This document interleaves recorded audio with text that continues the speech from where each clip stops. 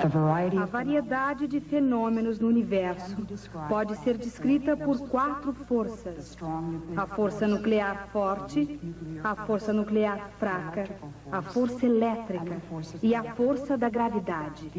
Essas são as forças fundamentais da natureza.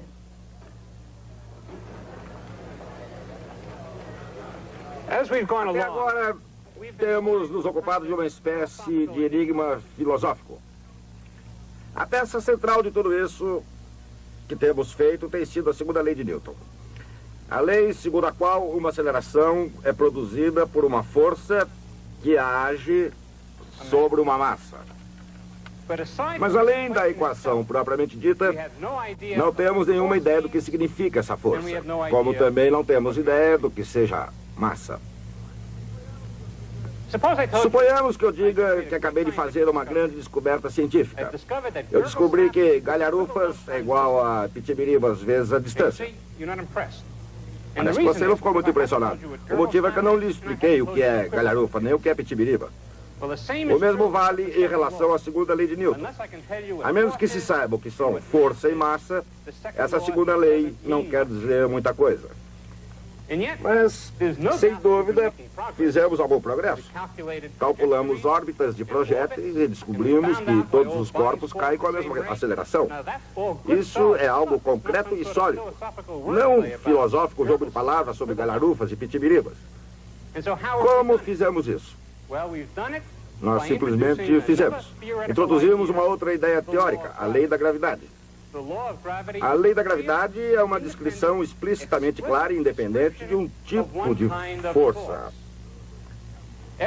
Todo o sucesso por nós obtido não foi consequência apenas da segunda lei, mas da introdução da lei da gravidade na segunda lei. Isso nos leva a uma pergunta óbvia. Quais são as outras forças? Quais as forças fundamentais da natureza? Essa é a questão que vamos discutir hoje.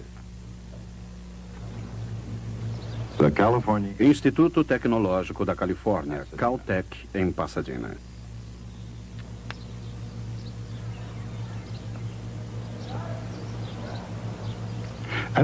No laboratório de radiação Kellogg, Charles Barnes e seus colegas investigam núcleos de átomos. Analisam o que pode ser o coração das estrelas.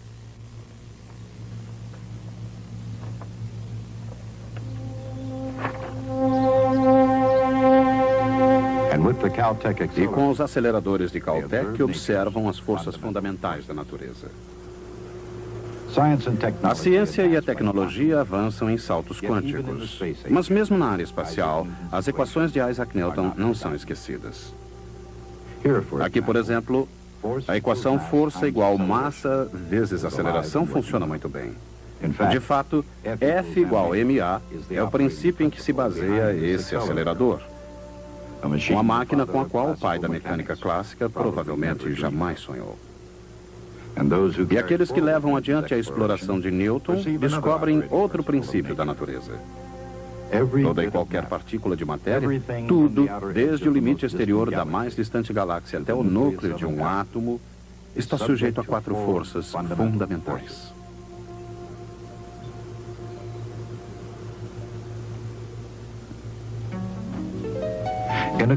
No complicado mundo em que vivemos existem, ou parecem existir, muitas forças diferentes em ação. No entanto, os cientistas procuraram reduzir todas essas forças a uma única, ou no máximo a umas poucas forças. 2 das forças fundamentais agem só no núcleo do átomo. Uma terceira não conhece limites no cosmos. E a quarta mantém unida toda a matéria. As forças fundamentais do núcleo atômico são a força nuclear forte e a força nuclear fraca.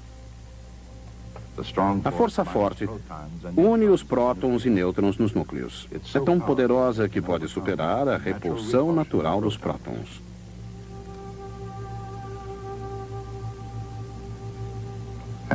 E sua energia pode ser liberada em reações nucleares.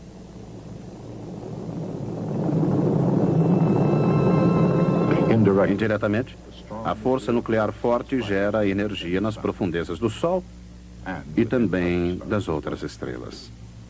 Mas, embora assim poderosa, o seu alcance não ultrapassa 1/milionésimo da milionésima parte de 1 centímetro. A força fraca, a outra força fundamental, no interior do núcleo atômico, provoca efeitos que não poderiam absolutamente ser considerados fracos. Embora seus efeitos sejam sutis, eles são bastante perceptíveis na morte violenta de estrelas, por exemplo, ou no decaimento de isótopos radioativos, que é uma volta à alquimia, transformando urânio em chumbo. Cada vez mais, os cientistas estão descobrindo de que maneira as forças nucleares unem o passado, o presente e o futuro do universo. Embora já se saiba muita coisa sobre a força nuclear forte e a força nuclear fraca, elas permanecem de certa forma misteriosas. Escondidas do nosso dia a dia dentro do núcleo atômico, elas permanecem como um dos mais profundos segredos da natureza. As duas outras forças fundamentais, igualmente extraordinárias e inacreditavelmente poderosas, parecem menos clandestinas na natureza. Elas podem ser observadas mais de perto. A força fundamental mais familiar é a gravidade. Até mesmo numa cozinha, a força da gravidade acelera uma massa. Ela é mais antiga do que a galinha e o ovo. Mas antes da lei de Newton, ninguém sabia muita coisa sobre a gravidade. Sabiam, por exemplo, que fazia com que as coisas caíssem. Mas não sabiam que a gravidade também fazia a Lua cair, nem que a gravidade, antes de mais nada, é uma força fundamental do universo. Uma força fundamental e uma força atrativa. Como uma força de atração, a gravidade pode ser descrita em termos populares. A gravidade não apenas está presente em toda a extensão do universo, como exerce considerável influência sobre tudo que está sob a Lua. Mais ainda, a gravidade está relacionada a tudo e a todos. De alguma maneira, a gravidade atinge e dá as mãos a tudo no universo.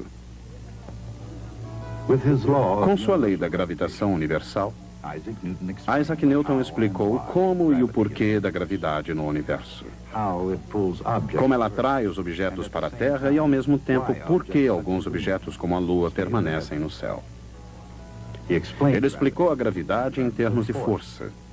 Embora a força seja medida por uma unidade chamada Newton, uma homenagem bem merecida, outro inglês também merece créditos por empurrar a ciência para mais perto da Lua. Seu nome é Henry Cavendish. Ele indiretamente pesou a Terra e também isolou um gás hoje conhecido como hidrogênio. Cavendish era tão retraído quanto brilhante. A maior parte da sua obra só foi publicada quase um século após a sua morte. Mas no seu jeito tranquilo, ele pesou a Terra em 1798. Para obter o peso da Terra, ele mediu a constante G da lei da gravitação universal de Newton. Força é igual a massa vezes a aceleração, expressa em quilogramas vezes metro por segundo ao quadrado, ou newtons. A partir da aceleração de um corpo em queda e da lei da gravidade de Newton, Cavendish já sabia a massa da Terra vezes G. Para isolar a massa da gravidade, ele precisava medir o valor de G. Isso podia ser feito determinando-se a força entre duas massas conhecidas, separadas por uma distância conhecida. Era preciso fazer isso com muito cuidado, pois a força gravitacional entre massas de tamanho familiar é muito pequena. Uma barra suspensa por uma corda de fibra sustenta uma massa em cada extremidade. Duas massas maiores são aproximadas. A força gravitacional entre essas massas faz com que a barra mude de direção. Medindo o valor desse deslocamento e conhecendo a rigidez, a torção da fibra, ele pode calcular a força de atração. Deslocando as massas, a barra gira na direção oposta. Isso é para corrigir assimetrias na experiência. Com essa delicada experiência e com muito cuidado, Cavendish mediu a constante gravitacional e assim, diretamente, pesou a Terra. Pesar a Terra foi um feito notável, mas não exatamente surpreendente.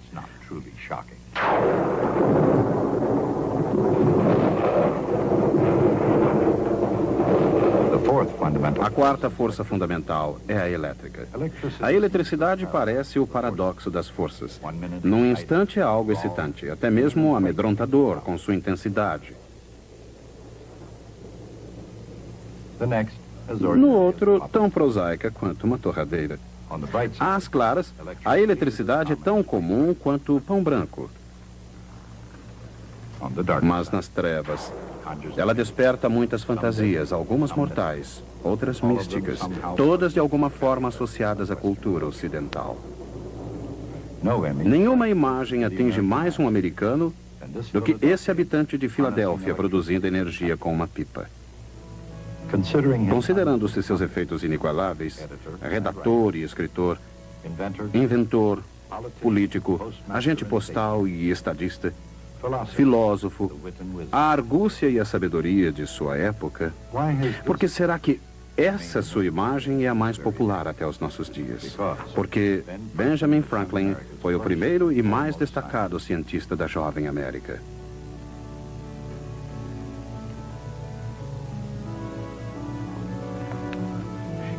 Ao estudar os seus efeitos, Franklin teve a ideia engenhosa, embora não exatamente correta, de que a eletricidade era uma espécie de fluido, um fluido elétrico presente em cada corpo. Caso um corpo contivesse uma grande quantidade desse fluido, Franklin dizia que ele estava carregado positivamente com eletricidade. Um corpo com uma quantidade muito pequena estaria carregado negativamente.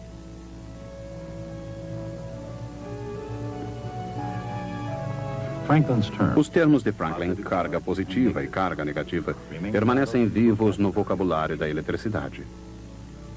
Mas o significado da força elétrica vai muito além de suas reflexões. Em seu nível mais fundamental, a eletricidade é a força entre as cargas positivas e negativas. Ela une tudo que existe no universo, desde a sopa às castanhas, a pia da cozinha, inclusive. Com isso, inclui os seres humanos.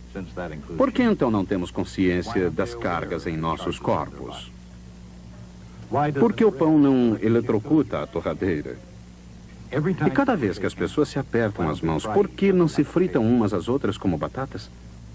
Porque tudo possui quantidades iguais de carga positiva e negativa, gerando uma mistura perfeitamente equilibrada. Assim, como toda matéria neutra, consistindo de cargas positivas e negativas eletricamente equilibradas, toda matéria é composta de átomos. O núcleo do átomo é formado pelos prótons carregados positivamente e ilustrados na cor vermelha, e nêutrons na cor branca, que não possuem carga nenhuma. Carregados negativamente, os elétrons, representados em verde, orbitam em torno do núcleo.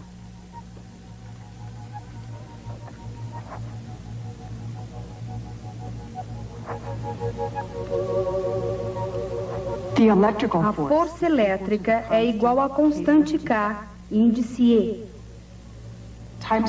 vezes o produto das cargas dividido pelo quadrado da distância entre elas.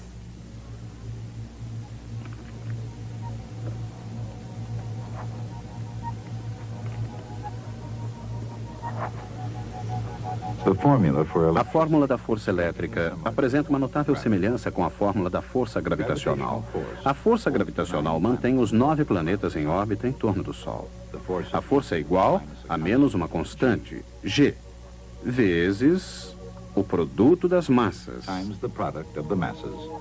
dividido pelo quadrado da distância entre elas. As naturezas da massa e da carga são, em sua maior parte, ainda desconhecidas. Mas, obviamente, a massa é algo que se aplica à gravidade, enquanto carga é algo que se aplica à eletricidade. Como a massa é sempre positiva, a gravidade sempre atrai. A carga, no entanto, pode ser positiva ou negativa. Uma carga positiva e uma negativa vão se atrair. Cargas positivas irão se repelir. O mesmo acontecendo a duas cargas negativas. Por outro lado, como suas fórmulas revelam de maneira simbólica, a gravidade e a eletricidade são de tal forma semelhantes que um átomo, guardadas as escalas, pode parecer um pequeno sistema solar. Quando os cientistas descobriram que duas das quatro forças fundamentais da natureza são quase idênticas, surgiu uma questão lógica. Poderia haver uma única força que explicasse sozinha a natureza fundamental de tudo o que existe no universo? Assim teve início a busca de uma teoria unificada. Durante os últimos 20 anos de sua vida, Albert Einstein explorou essa difícil linha de pesquisa. Embora Einstein jamais tenha alcançado seu objetivo, a pesquisa continua e as descobertas são muito promissoras.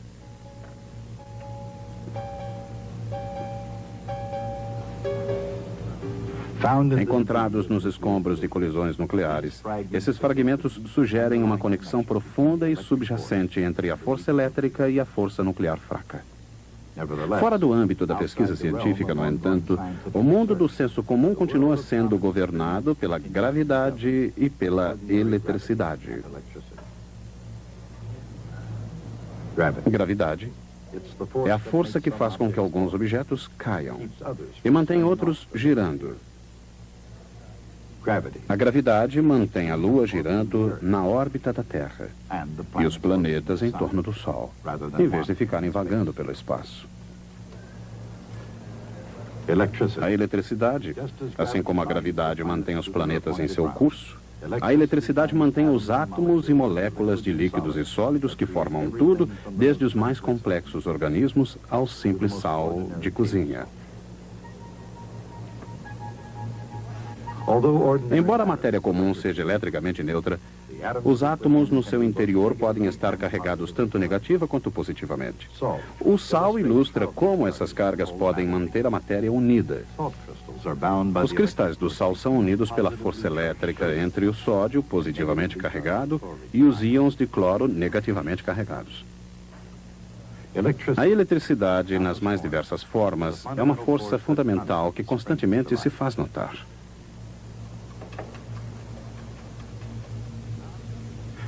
A ação de molejo de um objeto metálico, por exemplo, é na verdade um processo elétrico.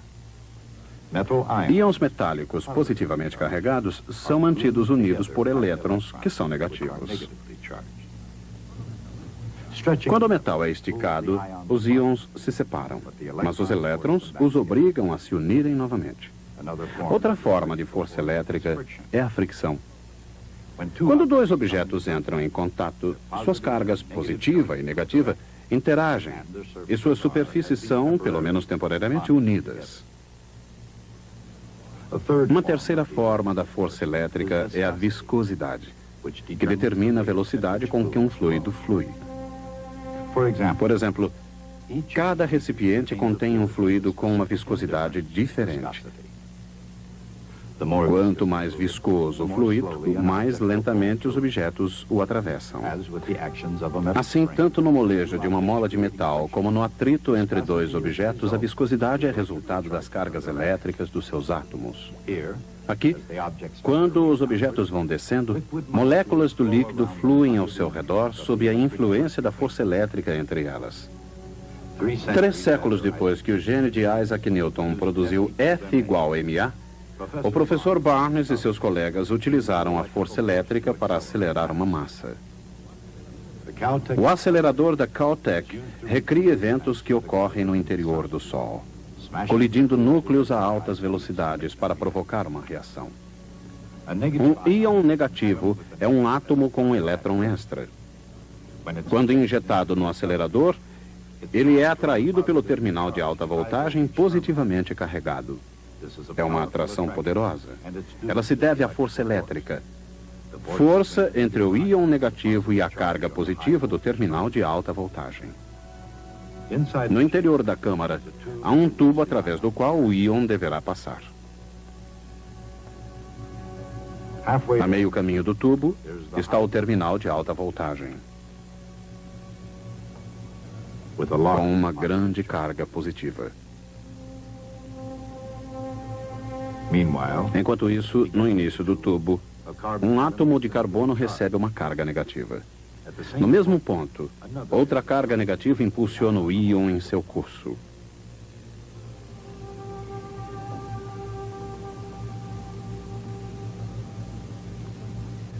Um campo magnético orienta o íon nas curvas.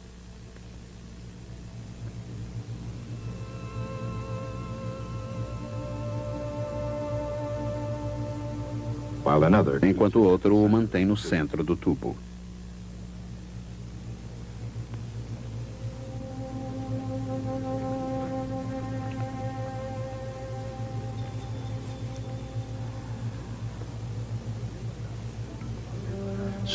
Vendo a carga positiva à sua frente, o íon sente-se atraído e acelera.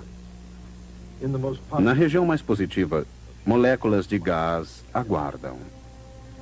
O íon atinge inevitavelmente uma molécula e a colisão liberta alguns elétrons. Agora, a carga do íon se torna positiva. O íon sente um tremendo impulso para escapar e é o que ele faz o mais rapidamente possível.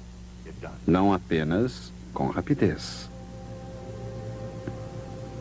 mas com uma potência incrível. De fato, dentro desse acelerador, o íon atinge energias ainda maiores do que aquelas do centro do Sol. Como isso é possível? Porque os cientistas usam a mesma voltagem duas vezes. Primeiro, ela foi usada com íons negativos, sendo acelerados em direção ao terminal de alta voltagem.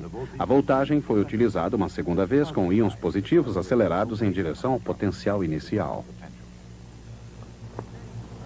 A ideia de usar a mesma alta voltagem duas vezes não tem similar na natureza. No entanto, funcionando muito bem, segundo as leis da física, esse acelerador torna perfeitamente legítima a dupla utilização da mesma voltagem.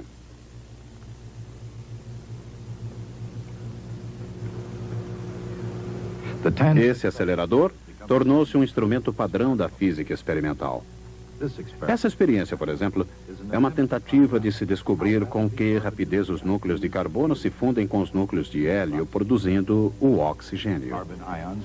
Os íons de carbono são impulsionados em direção ao hélio. Essa reação nuclear determina as quantidades relativas de carbono e oxigênio, um passo crucial na evolução das estrelas. Com esses passos, os físicos simulam não apenas as estrelas, mas obtêm um maior conhecimento do universo como um todo. Sucesso? Sim. No sentido relativo, de um passo de cada vez que caracteriza a física experimental. É o próximo passo em direção às estrelas, e certamente não o último. Os cientistas continuarão investigando os segredos das estrelas e eles descobrirão os mistérios do cosmos, porque sabem o que Isaac Newton foi o primeiro a compreender. As forças fundamentais da natureza são as mesmas para toda a matéria do universo.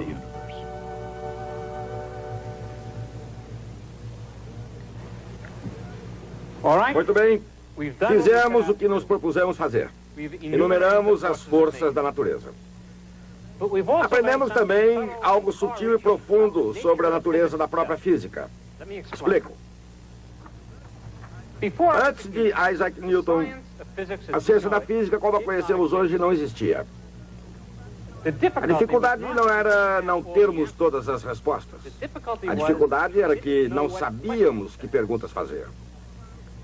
É claro que um gênio como Galileu poderia obter progresso, elaborando regras à medida em que desenvolvia o seu trabalho.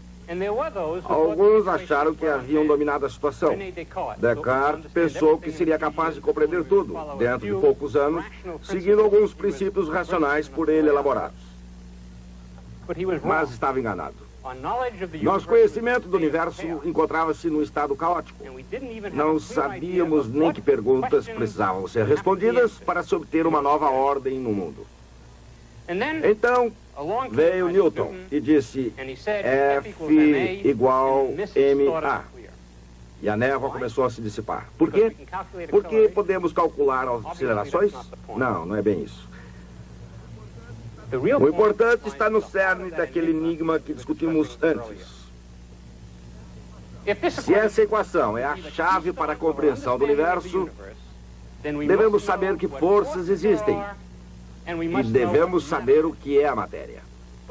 Ordenando as perguntas, as questões são: quais as forças fundamentais da natureza? E quais as partes integrantes da matéria? Essas são as questões que a lei de Newton nos traz à mente.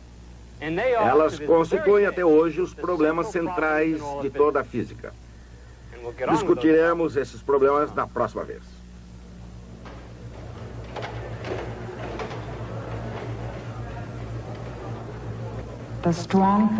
A força forte e a força fraca existem no núcleo do átomo, espantosas e misteriosas. As outras duas são melhor conhecidas e aparentemente mais disseminadoras. Gravidade, a mais importante força entre objetos muito distantes um do outro. Átomos e moléculas de todos os corpos estão unidos pela força elétrica. A força fraca, a força forte, a gravidade e a eletricidade. Essas são as forças fundamentais da natureza.